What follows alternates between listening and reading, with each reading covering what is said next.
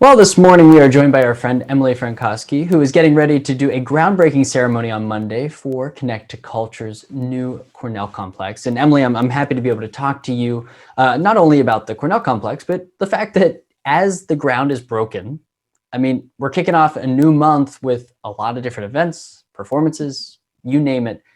And we love highlighting some of them. So what's sticking out to you in the month of February?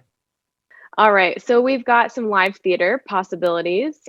Stained Glass Theater is going to be presenting Charlie's Aunt. I don't know if you've ever heard of this one. It's actually a pretty old one, but this will be Thursday through Sunday, February 4th through 14th at 7 p.m., Sundays at 2:30 in the afternoon.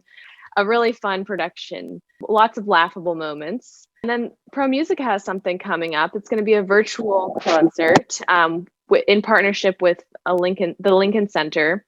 So it's called Lincoln Center's Anthony McGill Virtual Concert, who's a very talented clarinetist.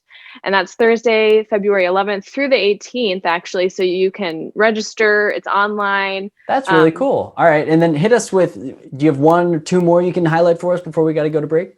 JRAC, Joplin Regional Artists Coalition, is going to be having an exhibit at Art Central, a membership show, and it's called Kaleidoscope. All of the artwork is going to revolve around that theme of kaleidoscope. That's February 5th through March 13th at Art Central. They'll also have a opening reception that will be on Friday, February 5th, 6 to 8 p.m. online on the Art Central Facebook page, I believe, and they will show each piece and talk about it, and you'll learn more about the artists. Awesome. And then I know Firehouse Pottery has a class coming up. We'll have the info on our website about that. And then Shoal Creek Conservation Education Center's got, I mean, everybody's got stuff going on. So, and you have all the information on connecttoculture.org, right? Absolutely. Yep. It's all there. connecttoculture.org/February 2021.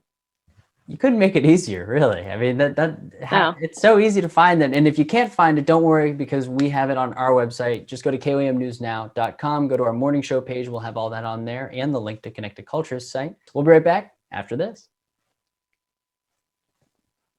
What are you?